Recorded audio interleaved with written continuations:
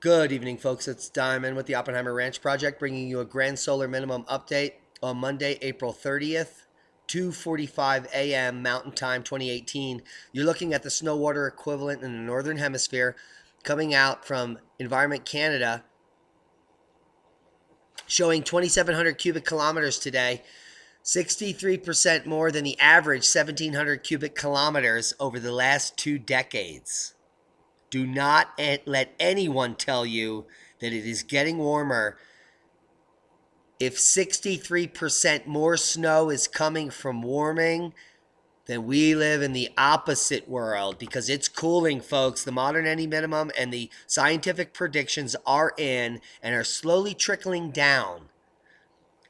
The sun controls the climate on the earth. It is not you, man, making it snow. More snow and record cold close out April in the Great Lakes and interior Northeast. We're sorry.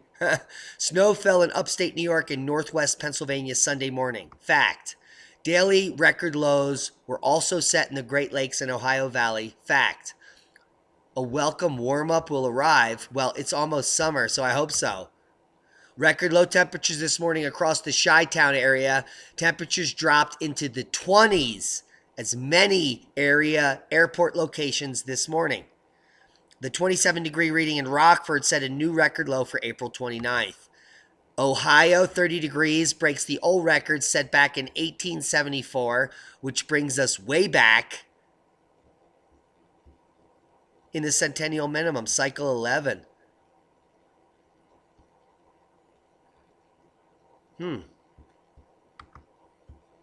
Wonder what that's all about. The continued cold weather across the Midwest led to new record lows Sunday morning and the potential for more frost and freeze concerns into Monday as well. We had the warnings last night issued on the update. Record lows were set in Indianapolis, Indiana, and Cincinnati this morning, while records were also tied in Dayton, Chi-Town, Illinois, and Gaylord, Michigan, just to name a few locations that either tied or set the new record cold temperatures on Sunday.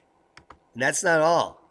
There's spring snow for the Rockies. Chilly temperatures are set to invade the Intermountain West for the end of April and the beginning of May. Plenty of moisture will be available, and that set the stage for spring snow in the mountains of Wyoming, Montana, Idaho, Utah, and Colorado. We have winter storm warnings and watches in effect tonight in many of these states. Let's talk about the snow factory letting the Adirondack Ski Center set the all-time record in the red. Snow is blown out of a tube connected to the snow factory. And that's a heads up. Thanks to the $500,000 machinery, the center just concluded a 150-day ski season on April 22nd, shattering its former record by 3 weeks. You can only make snow, folks, if it's cold and if it's snowing in the Adirondacks into May. If we look at the GFS model, there we are. It's showing snow in the Adirondacks over the next 24 hours. Yes, up to 8 inches of global warming goodness dumping over the next 24 hours in New York State. A moderate snow dusting in northern Jersey, as well as Vermont, Massachusetts, and New Hampshire likely to see light snow. Heavy snow in central Montana, up to 16 inches in the mountains in many locations. And the snow will continue. Now I want to take note, we're at May 3rd, folks. Watch this. May 3rd is producing snow as far south as southern Arizona. And here we go. More snow in the central Rockies through May 4th.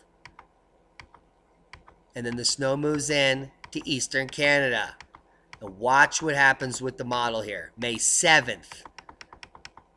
Oh, northern Michigan. Oh, snow popping up in central Indiana and Ohio on May 9th.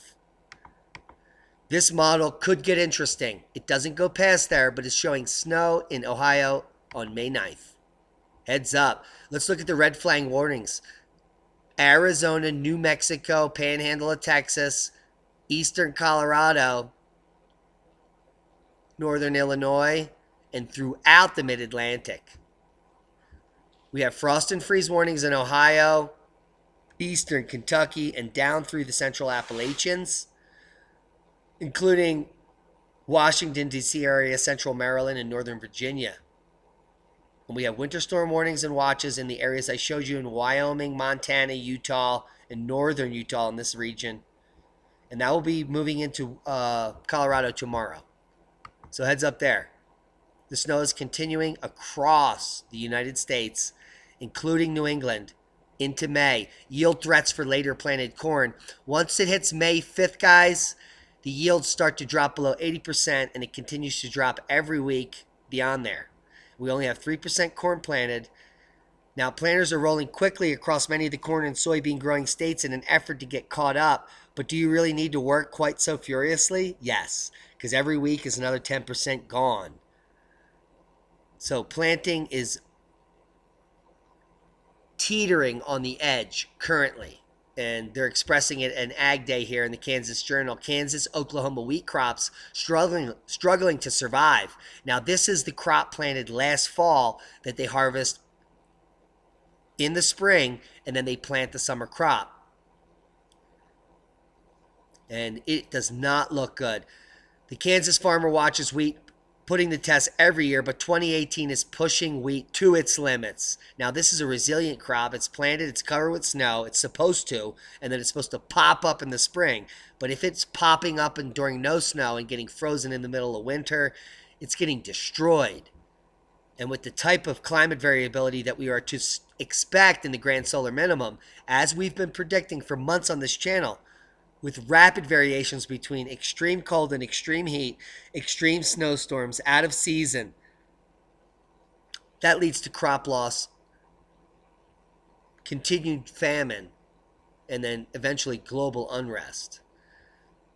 So we're going to be watching this closely. Many other people are reporting on the topic. If we come to a seismic update, we have a seismic uptick in the United States, especially in the East Coast. Quakes of note, 3.1 here in Morrison, Tennessee. Now, this is raising eyebrows as we've had an uptick in the New Madrid area over the last 2 weeks, so we're going to be watching it closely. While an uptick continues in the Bandon, Oregon area, on this transverse here in the Cascadia subduction zone, we're watching that closely. Another 3.3 ticking off 14 kilometers east-northeast of Kilauea, Washington. We also have some minor activity on the San Andreas, 3.0 and a 2.7 in Borrego Springs. Nothing of note here, but here a 5.2 popping up in Vanuatu, up at 59 kilometers, which would be the main shock for the pre-shocks that occurred at a deep depth that we talked about over in Fiji here yesterday.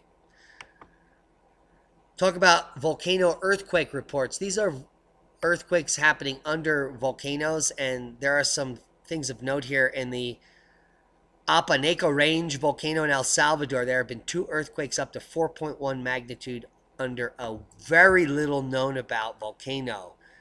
Oppenheimer Ranch volcano. The Cayunasulu Range is a group of east-west trending stratovolcanoes and geothermal areas which have erupted as recently as 1990.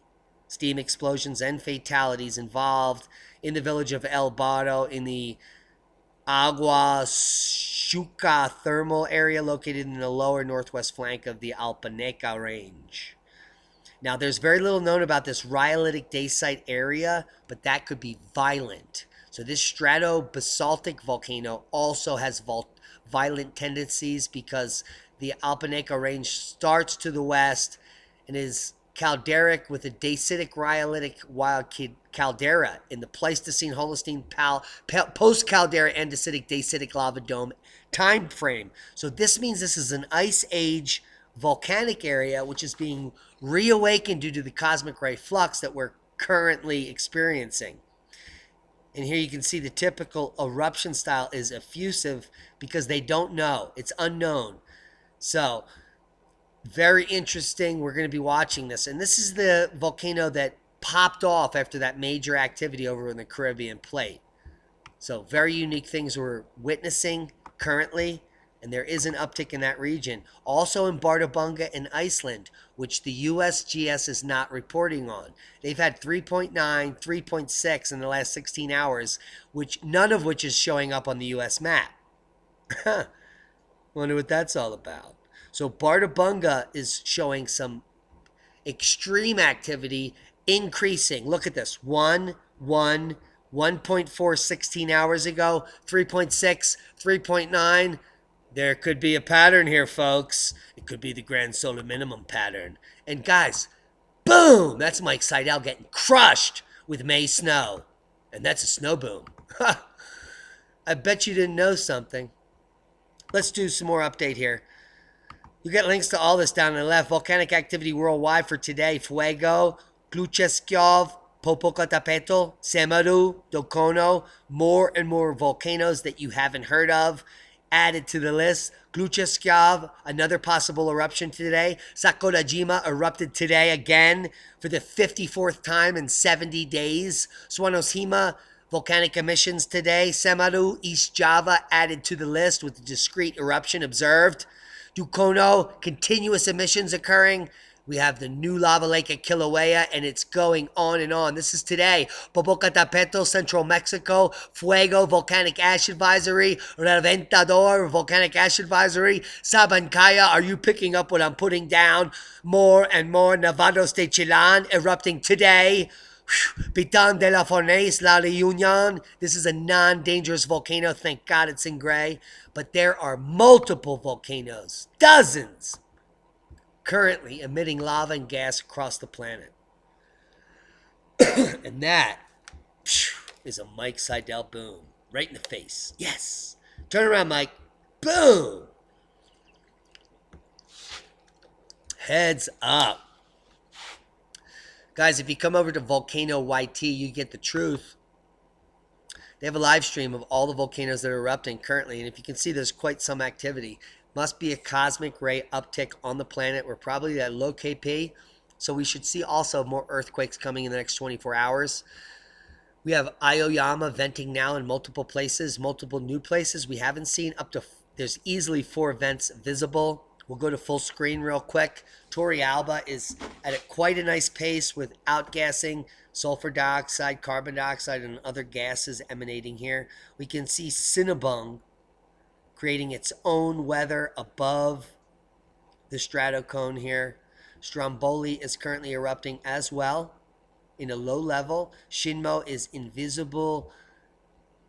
Katsatsu Shirane, where you don't want to ski. You can't tell, but Sakajirima is erupting right now live. You can see it all at Volcano YT.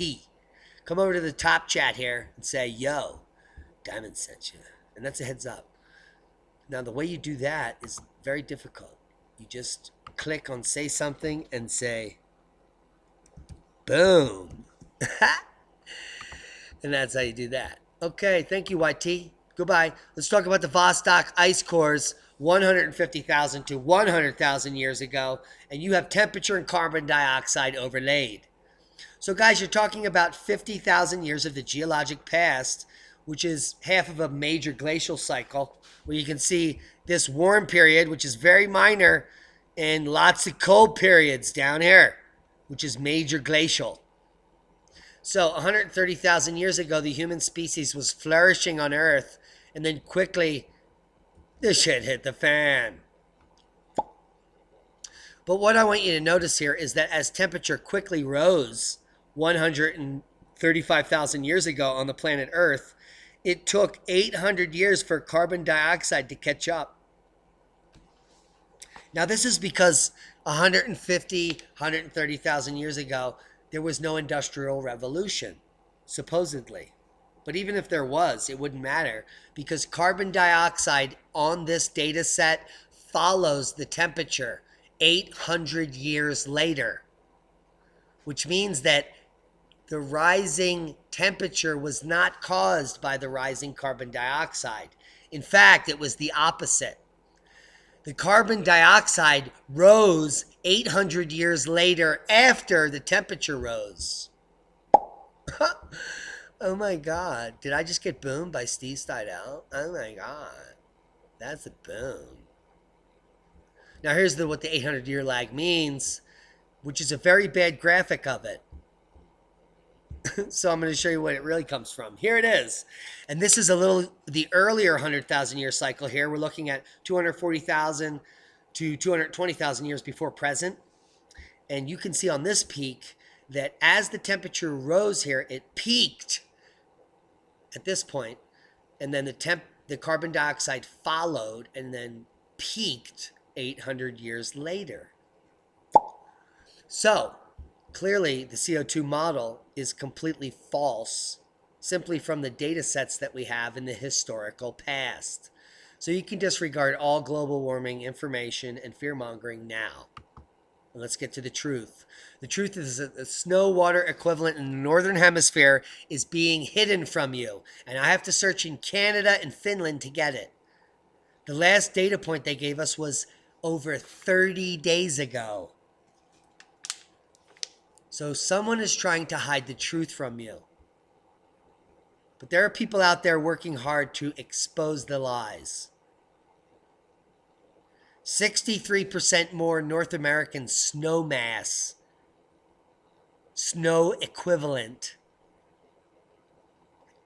has everything to do with the glacial period and nothing to do with it getting warm on the planet. You can't have 63% more than the last 2 decades average snowpack a week before May if the planet was warming.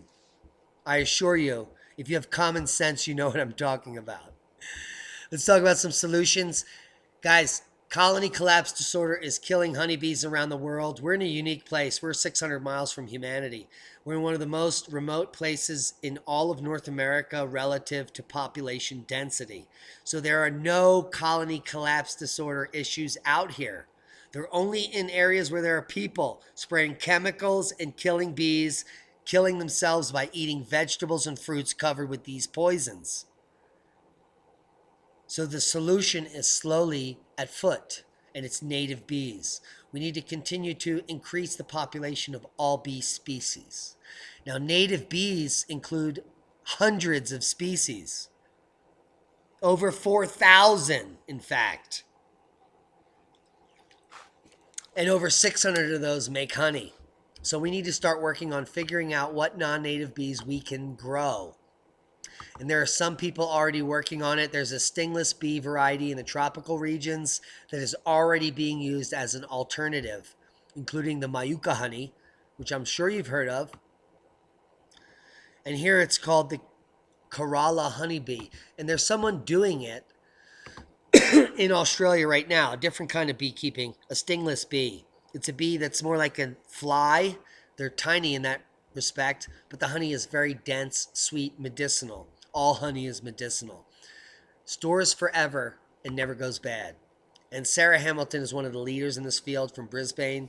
She's a Brisbane-based native beekeeper, an Australian native beekeeper based in Brisbane. And you can buy stingless bees, and her unique honey comes from these bees. She sells a unique type of kit where you can buy her products and services. You can also get some questions answered here. There are some videos online which you can access via this. So if you're computer savvy, you can navigate through here. I'll leave you links to all this. An empty hive is 100, but you can get a full hive with all the native bees in it sent to you. It's a no-brainer. You buy it with the bees, you split it every year, and for a $500 investment, you have millions of bees and endless amounts of free honey. And that's a boon. Now, the corporate media is America's #1 enemy, and also an educated public, which is why I ask you to subscribe to our channel now if you haven't, and share this with like-minded people that need to know the truth. The problem is, for decades, you've been digesting lies which are designed to keep you misinformed. You've been divided by the use of the political system, which has nothing to do with democracy ever, and everything to do with the ownership through crony capitalism of the multinational corporations, which now run the deception. It's the elite billionaires and trillionaires that own these corporations that pull the strings. Some have called them the Bilderbergs, others have called them the Illuminati. Whoever it gets passed on to, time immemorial, they're always the elites, and they always control the empire. You are the pawn, you are the slave, and you will be a casualty as it has happened in the past, it will happen in the future. The elites will protect themselves, and you will be culled. Be safe, everyone.